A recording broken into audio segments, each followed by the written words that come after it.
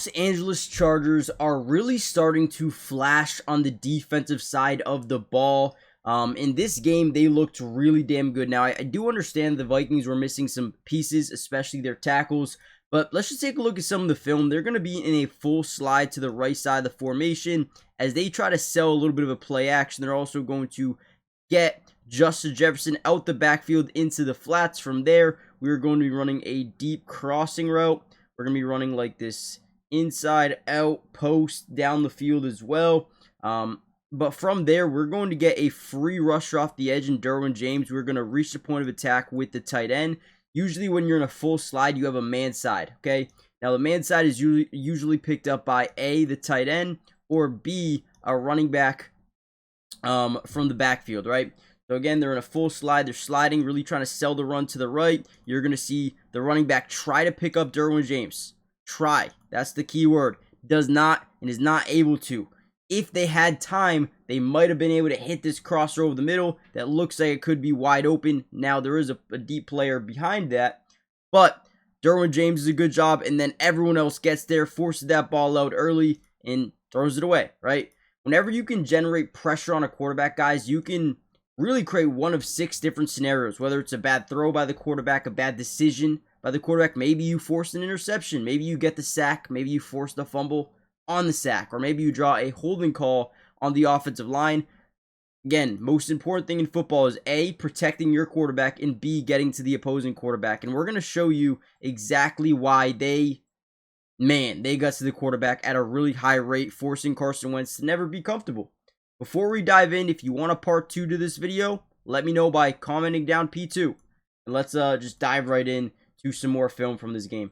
This is actually one of my favorite plays from the game. You get Justin Igbogbe, hopefully I said that right. But we are going to essentially reach point of attack with the guard and get into the inside shoulder of the center as we're trying to stunt for our guy Tuli right here as he screams through there. Obviously, we're going to take the attention of the tackle with Oweh. And this play just works out perfectly because not only does Justin do a good job reaching the point of attack, taking away the guard, but then getting to the shoulder of the center, allowing a free lane for Tuli, but also Justin Igbogbe not only drives through this right guard, or left guard I should say, but also gets right through the center, and they combine for a sack. Look at this from the other angle. This is deadly.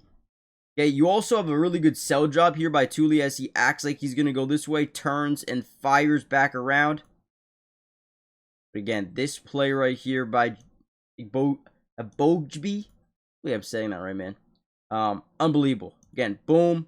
Puts the guard on his ass. I mean, just a good play by the defense. Again, putting pressure on Wentz, never allowing him to feel comfortable. That shoulder definitely was not feeling good with that. Okay, another great play. First thing that we notice is you see Oweh in that 9 technique outside shoulder of the tight end. He's actually going to motion inside here. We'll talk about that in a minute. Offensive line is going to be in what we call a 5-man scat protection. Usually you have a zone side and you have a man side, right? So we're going to zone or slide the offensive line to the left, and we're going to keep man to man to the right. Now, usually when you have this slide side, you're really sliding to the most dominant player on the defensive line. In this case, I think they're going to double team Mack off this left side. So you're going to see the guard, Donovan Jackson, kind of get to the interior guy, but then fight to the outside to help out Mack. But on this side of the field, look at Oweh. He's going to bend around the tight end, and then once he reaches the point of attack, he's going to swat down the outside arm of the tackle and hop around him, lower his center of gravity, get underneath the shoulder pad or the pad level of the tackle, bend around the edge, and complete this sack on Carson Wentz. Another really good job here by the defensive line. They picked him up from the Ravens, Jim and John Harbaugh, right? The brothers making a trade here, and definitely working out so far for the Chargers, because what a move here to get her off the edge and bend around for another sack on the quarterback. Looks like he's going to be a good fit. Now, before we get any further into the video, do me a big favor, guys. Hit the like button if you want more Charger videos and breakdowns throughout the entirety of the season. But most importantly, make sure you guys are subscribed. It is free. It doesn't cost anything, and we will be covering this Chargers team throughout the entirety of the season. Offense, defense, individual player breakdowns throughout the entirety of the year. So join the family. Again, doesn't cost a thing. You guys can always unsubscribe later if you don't enjoy the videos, but I think you will if you like Chargers content. And lastly, again, comment down below P2 if you want a part 2. Let me know. It helps me understand that you guys are enjoying these videos. And let's kind of dive back into it. So here's another play that is very similar to before. You get Justin reaching the point of attack with the guard, getting to the inside shoulder of the center as we kind of loop this thing around. And again, we have our 7-eye technique out here on the inside shoulder of the tight end. He's just going to kind of try to take away this tackle. Now, obviously, if you have a scat right, man to left guard shouldn't be an issue as long as this guy keeps on the outside shoulder.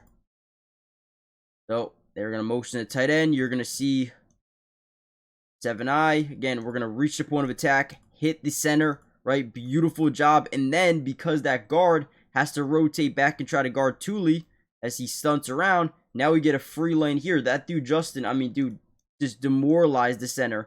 Cleans up another sack. Who is this guy and why is he so dominant? My question. What a play.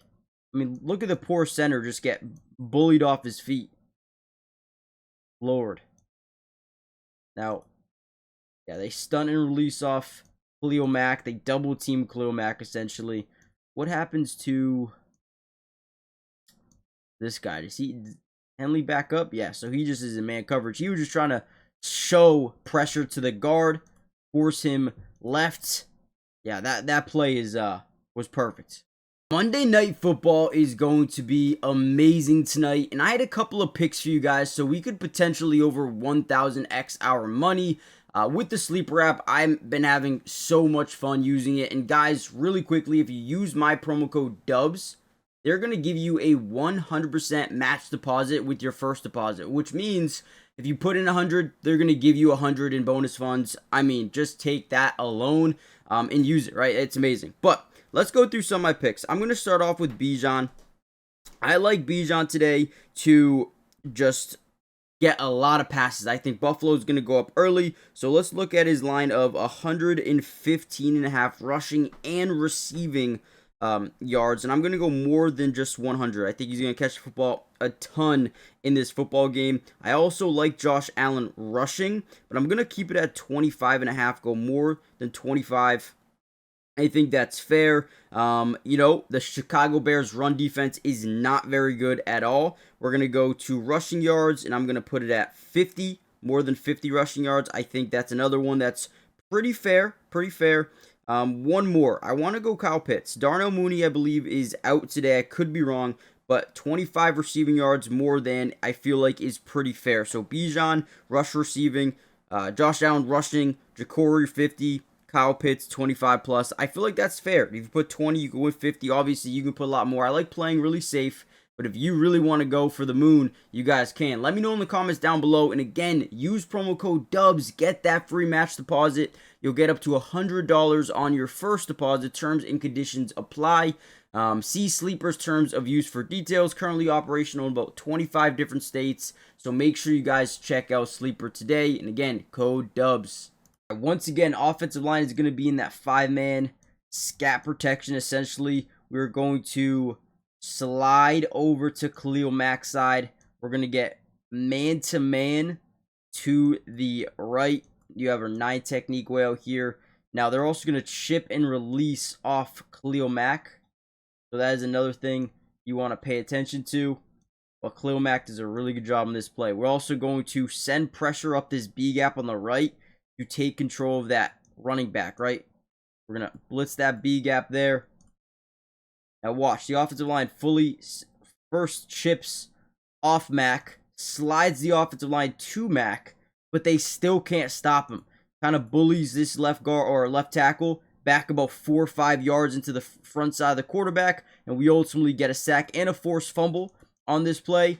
They do end up picking it back up, but a great job by Mack through a double team, pushing this guy back. Look at the first contact. Boom. His feet come off the ground, goes back 2 yards. Again, another 2 yards, and then he cleans up the sack right there. Yeah, these guys are different. Another one-on-one move here. Tuli's going to get in that wide 9 technique. He's just going to generate outside leverage, and then he's going to bounce his way to the inside shoulder of the tackle. Dominant pass rush rep right here. They're on a 5-man scap, but this time they're sliding their offensive line to the right, man to the left. We see no chip and releases off this left side either. You don't see tight end chip. You don't see wide receiver chip out the backfield. You basically just see a one-on-one. Now, again, he is going to act like he's getting to the outside shoulder of this tackle. He's going to plant his foot into the ground, which ultimately puts all the weight of this tackle into that back foot. Now, as we kind of swoop to the inside, now we have all the leverage in the world to get by this tackle because he's just not in a good position. And boom, we get a sack here. Ball's down. I believe he kind of shuffled it this way, which means if he wasn't down, it would have been a fumble and recovered by the defense, but they do mark him down in a sack on this play. Good job by Tuli. Got to be careful going for the legs, but that was a clean rep there for Tuli. Ultimately, man, these guys were nasty. I mean, I think they had 30 total pressures on the quarterback, 5 sacks. They had 6 hits on the quarterback, 19 total hurries. Just absolutely dominant in this football game, and just want to give them credit. I know the offensive line was banged up, but if they can continue to dominate, we can look at the stats right now, right? They rank 11th in the NFL in sack percentage, so about top 10. Number 9 in interception percentage defensively. Not bad at all. They do need to clean up their run defense, even though they were, really good in this game versus the Vikings. They could never really start putting the ball on the ground. But this defense has a really good making. So let me know what you guys think. Hit the like button, subscribe, and I'll see you in the next one. Peace.